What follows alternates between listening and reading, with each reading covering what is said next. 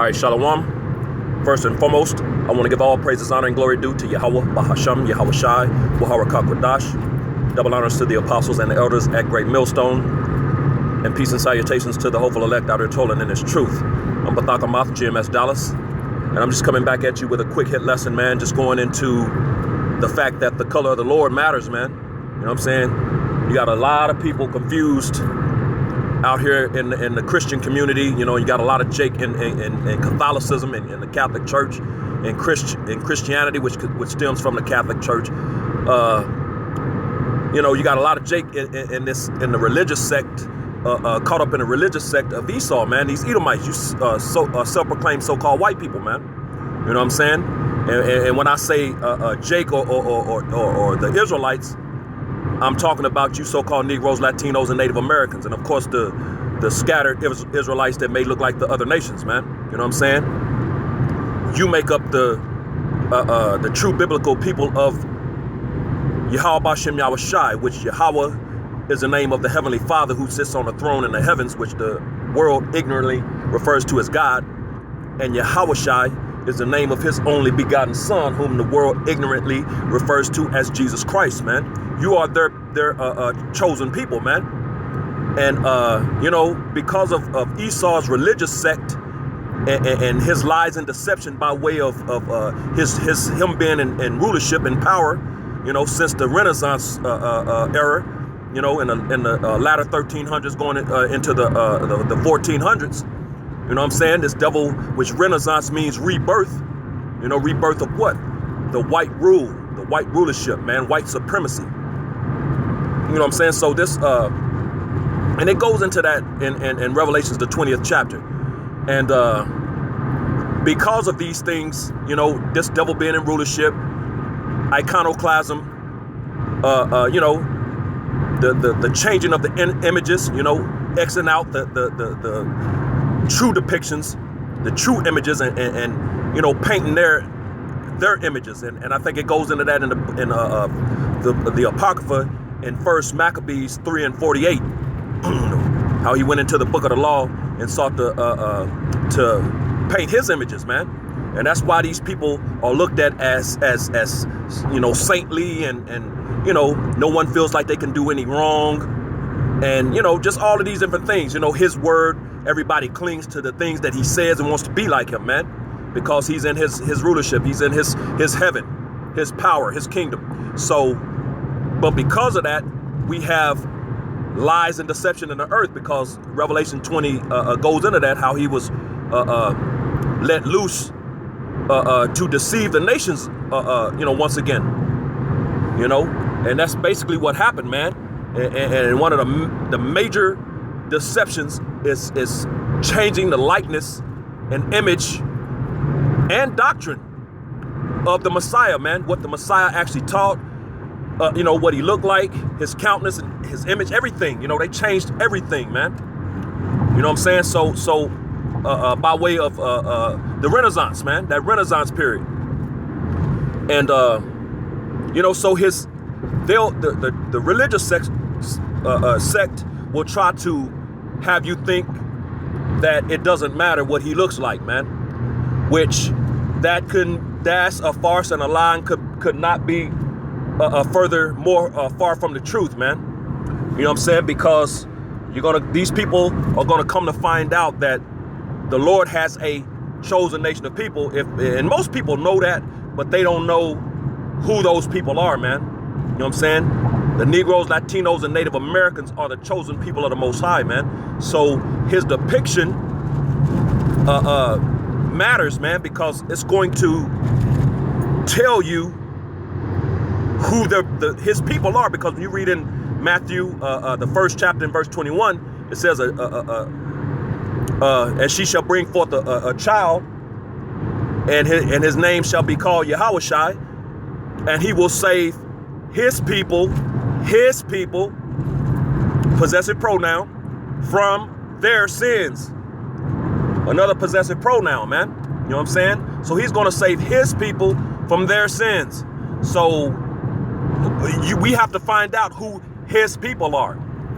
Well, a good indicator of that is what he actually looks like. Because I can tell you, Jakes, now, if that dude shows up that's on the pictures, the images, the paintings that's in the earth today, then y'all are jacked up, man. You're going into slavery, man. You're going back into slavery if that dude shows up. You know what I'm saying? So it matters. They understand that. That's why they changed the images, man. You know what I'm saying? Now you Jakes, it's time to wake up and understand that. Same thing, man. You know, it matters, man. So I just want to go into a real a quick lesson, man. Just going into the fact that he as a matter of fact, let me go here first, man. Let me go here first. John 1. This is John chapter 1 and verse 1, and it reads, "In the beginning was the Word, and the Word was with the Most High, Salaki, let me read that again. This is John chapter 1 and verse 1, and it reads, "In the beginning was the Word, and the Word was with power, and the Word was a power," is how that actually is supposed to be read. But so the Word, which was a power, was with the Most High, which is in reference to Yahawashi, whom the world ignorantly refers to as Jesus Christ, man. Because when you read down in verse 14, it says, "And the Word was made flesh and dwelt among us, and we beheld his glory, the glory of the only begotten of the Father, full of grace and truth." So the Word became flesh, man. The Word is the only begotten Son of the Most High Yahweh, his only begotten Son Yahawashi, man. So he became flesh, man. So he walked on the earth, man. If you become flesh, you have a color, man. You have a color. If you have flesh, you have a color, man. So you people need to stop with that. He didn't have a color. Y'all need to stop that madness, man. That's pure madness. You know what I'm saying? And when you read in Daniel's the 10th chapter, it goes into his color. You know, him being a so-called black man with woolly hair. And when you also read in Revelations, which the one I'm gonna pull this one, the one in Revelations, the 1st chapter, and I'm gonna read verse 1. This is Revelations 1 and 1, and it reads, "The revelation of Yahawashi Hamashiach, which the Most High gave unto Salakia, which the Most High gave unto him to show unto his servants things which must shortly come to pass, and he sent and signified it by his angel unto his servant John." Salaki, I'm driving, so you know, if I pause or something like that, it's just I'm driving and doing this lesson. So just bear with me, Akim, and a few Akwathim that listen. So the revelation of Yahawashi HaMashiach, which the word revelation, when you go into that word, it means to reveal, man. So it's the revealing of the one the world ignorantly calls Jesus Christ, man. Yahawashi HaMashiach. Why does he have to be revealed, man? Something that was covered up has to be revealed, man, and he was covered up. You know what I'm saying? Because during that Renaissance period, that rebirth of the white rule, during the time of iconoclasm, they X'd out the Lord, man. You know what I'm saying? That's exactly what happened. They X'd him out, and again, they sought to paint the likeness of their images. So the image of the Messiah became the image of the heathen, man, of the Edomites, the wicked. You self-proclaimed so-called white people, man. You know, so this is the revealing of the Messiah, man. So I'm gonna jump down now to verse 14. This is Revelations 1 and 14, and it reads, "His head and his hairs," which means the hair on the top of his head and the hair on his face, like beard, mustache, you know, the facial hair, were white like wool, as white as snow, as his eyes were, and his eyes were as a flame of fire. So it says His head and his hairs were white like wool, man. As white as snow. Now, if the describing of the wool would have been talking about the color, why would it have to come back and say as white as snow? But when you understand, wool is not white. Wool is not white, man. Go look up pull up something like snow, and then pull up wool. Pull up something white, truly white, and then pull up wool, and you'll see that wool is not white. So that's the reason that it says what it says as far as the hair on his head and the hair on his face being white like wool. So he had white hair, a white afro, white facial hair, grayed out basically, and the texture, which was the color, the texture of it was wool, and the white was the color, man. You know what I'm saying? So reading on, and he had eyes like a flame of fire, man. Because he drank wine. You can get that in Genesis 49 and 12. That can also be referenced as twofold, because it can also represent his anger, man. That anger that he's going to have when he returns, man. He's not coming back as a happy camper, man.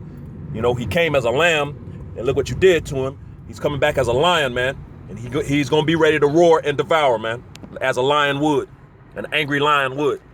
So, and that's why it tells you in Matthew 10 and 34, he's not coming to bring peace, but a sword, man. He's coming back to do some damage, man. So verse 15, Revelations 1 and 15. And his feet, here's come the describing of the color, man. And his feet like unto fine brass, as if they burned in a furnace.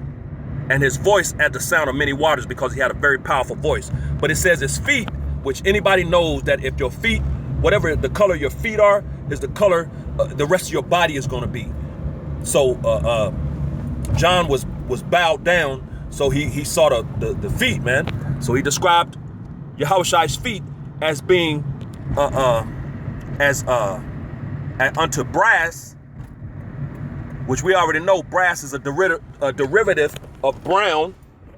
You know what I'm saying? So right there, we already know he was a brown-skinned man. So when you continue to read on, it says, as if they had burned in a furnace, man. So if you burn anything, get a piece of white bread and put it in the oven or in a toaster and burn it and see what color you're gonna have, man. You're gonna have a very dark tint or hue or a color. It's gonna be black, man. Anything that's burned is black, man. A burnt house is black, man. You know what I'm saying?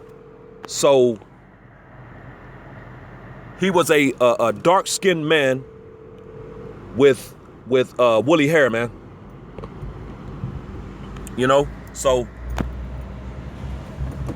I'm not gonna make this very long. I'm just gonna grab one more, because I'm pulling up to my destination, and I just the Spirit jumped on me to do this real quick, so I'm gonna grab one. I'm gonna grab maybe two more scriptures just to prove this point. Then I'm gonna bring this lesson to a close. So I'm gonna go to really quick to Hebrews, the 7th chapter, and verse 14. This is Hebrews 7 and 14, and it reads, "For it is evident that our Lord sprang out of Judah." Judah is one of the 12 tribes of Israel, man, one of the 12 sons, man, which is one of the progenitors of one of the tribes of Israel, man, one of the tribes of Israel.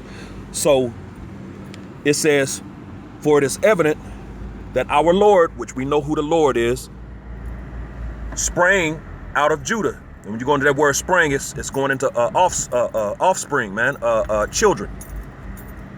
It said he sprang out of Judah, the tribe of Judah, of which tribe Moses spake nothing concerning priesthood. So right there, we know that the Messiah sprang out of the top tribe, the head tribe of Israel, which is known as Judah. So now I want to go here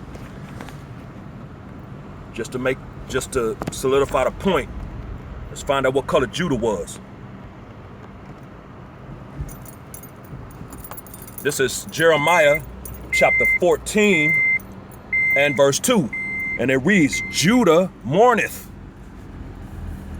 So the true Judites are mourning, man. You know, the Israelites period of mourning, but the tribe of Judah are actually going through it. They're the ones out here, you know, don't shoot, hands up. You know what I'm saying? Can we all just get along? You know what I'm saying? You know, just out here just getting put to death left and right at the hands of these Edomites, man, these devils. So the so-called self-proclaimed white people, man, you know?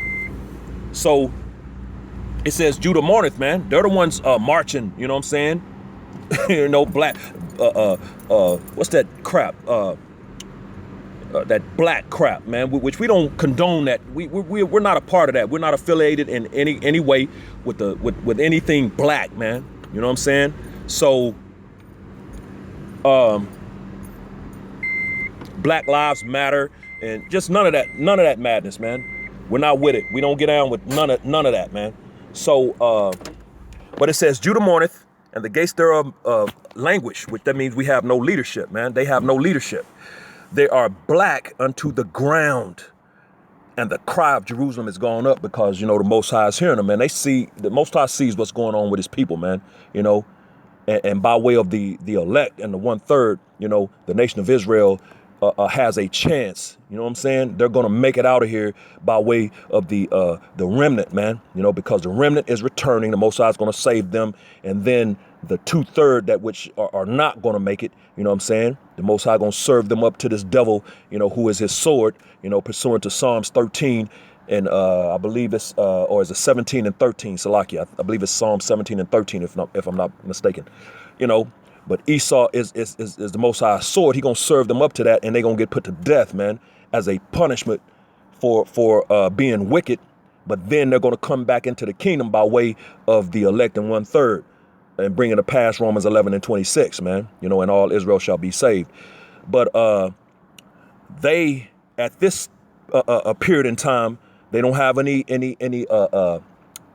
leadership. Now, if they would just hearken to the voice of the Lord by way of his prophets, they would have all the leadership that they need, man. But they're not going to do that, man, you know, because this thing is already written. So it just has to play out, man, you know. So Judah mourneth, and the gates thereof languish. But here's the point.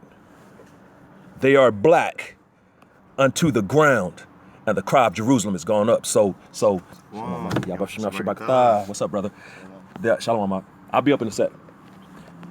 Salakia, they are black unto the ground. So that's the point, man. And when you go into that word black, as a matter of fact, I'll go into it real quick, if it allows me. You know, this devil be tripping, you know, looking like it's not gonna let me because I had to put my my airplane mode on, and it's probably not gonna. But when you go into that word black, it's Qadar. Which means dark skin, man. So which lines up perfectly with Hebrews, the 7th chapter and verse 14. The Lord sprang out of Judah, man. You know, which we just read right here. Judah is black, man, unto the ground, and that's why you got those fakes over there in the land dressing from head to toe in all black, man, because they're trying to fulfill this prophecy, which is not talking about your clothing, man. It's talking about your skin tone. You know what I'm saying? As a matter of fact, I just want to get one more real quick. Then I'm gonna have to get out of here. Let me see, where is it? Matter of fact, let me go here first. Let me go to Lamentations 4, just to prove the color of the Israelites, man. You know, to prove that the people are people of color, man. You know, which of course that's why he said he's coming to save his people from their sins, man. You know what I'm saying? Matthew 1 and 21, man. You know, this is Lamentations 4 and 8, and it reads, "Their visage is blacker than a coal. They are not known in the streets. Their skin cleaveth to their bones. It is withered. It has become like a stick." Because during a famine, man, this was during a time of a famine. And whenever there is a famine, you know, and so-called blacks are malnourished, you know, their skin darkens, man. They get even darker. So it says their visage is blacker than a coal. So, and when you go in that word visage, it means their appearance, man, their face, you know, their appearance. So they're black, man. You know, that's not, it's a so-called white person is not going to turn black, man. No, man, just not happening, you know. So this is talking about the Israelites, and man, that's showing you their color, man. Their visages are black as coal, man. This is Lamentations chapter 5 and verse 10. And it reads, our skin was black like an oven because of the terrible famine. Again, famine. You know what I'm saying? That's what happens to so-called blacks when there's famines, man. If there's a famine and they're malnourished, they can't get that nutrition for the body. Their skin is already dark. They're going to get darker, man. You know what I'm saying? So Lamentations 5 and 10, our skin, it didn't say our clothes. Our skin was black like an oven, man, because of the terrible famine. So those are the Israelites, man. You know what I'm saying? So this Bible tells you what color the people are. As a matter of fact, hey, let's just keep it going. I've started going into the color scriptures, so I'm gonna bring out a couple more, then I'll bring this lesson to a close, man. Hey, that's just the spirit, because I wasn't planning on going into all these scriptures, man. You know, this is Job 30 and 30. My skin is black upon me, and my bones are burned with heat, man. And this is Job, man. So Job is telling you his skin is black, man. You know what I'm saying? But if you Google any of these images of these people, you're going to see a so-called white man, man. You know what I'm saying? When the Bible, which is contrary to the Bible, what the Bible teaches, man, what the Bible says. Job 30 and 30, my skin is black upon me and my bones are burned with heat, man. So Job is telling you he's a black man, man. You know what I'm saying? So let's get one more. I'm trying to remember which one it is. Song of Solomon. Is it 5 or 1? Is it 1 and 5? 1 and 5. This is Song of Solomon. This is King Solomon, which we know is the son of King David, man, which we know through the spirit, those in the know, in an incarnation is Yahushua, the one the world ignorantly calls Jesus Christ. You know, 2 Samuel 7, the 7th chapter goes into it, starting around verse 12, reading down, you know. So, and of course, Matthew 1 and 1, you know, talking about the generations of Jesus Christ, son of David, son of Abraham. So he's actually Isaac as well. But that's another lesson for another day. This is Song of Solomon, chapter 1 and verse 5. And it reads, I am black, but comely, O ye daughters of Jerusalem, as the tents of Kedar, as the curtains of Solomon. So this is King Solomon saying, I am black, but comely. So I'm black, but beautiful, man, is what comely means. Comely means beautiful. I am black, but beautiful, O ye daughters of Jerusalem, as the tents of Kedar. There it is again. That word Kedar, when you go into it, means dark skin, man. So, you know, he's telling you he's black, but beautiful, man. This is King Solomon, man. So the people of the Bible, the Israelites, Yahushua, you know, so-called blacks, you know. So we know who the people. So that's why it's important to know the color, man, because the color matters. As a matter of fact, man, the spirit is still moving, man. Let me get one more. 24 and 39, I believe. 39, is it 39? This is Luke 24 and verse 39, because these people are out their minds, man. You know, behold, this is Yahushua speaking, red letters. Behold my hands and my feet, that it is I myself. Handle me and see, for a spirit hath not flesh and bones as ye see me have. So that just lines up with John 1 and 14, that the word became flesh and walked among us, man. You know what I'm saying? This is him speaking, telling you that, hey, man, behold me, you know, touch me, grab me, you know, I'm here, man. You know, I'm right here with you. So proving that he was a person, man. So he had to have a color, man, which we just proved his color, man. You know what I'm saying? So, hey, with that, you know, I don't want to make this too long. With that, you know, hopefully this was edifying to the hopeful elect, giving all praises, honor, and glory due to Yahweh, Bahasham, Yahushai, Waharakah Kwadash, double honors to the apostles and elders at Great Millstone, and peace and blessings to the elect, the house of David, the Bayath, Shal, Dawadat, Shalom.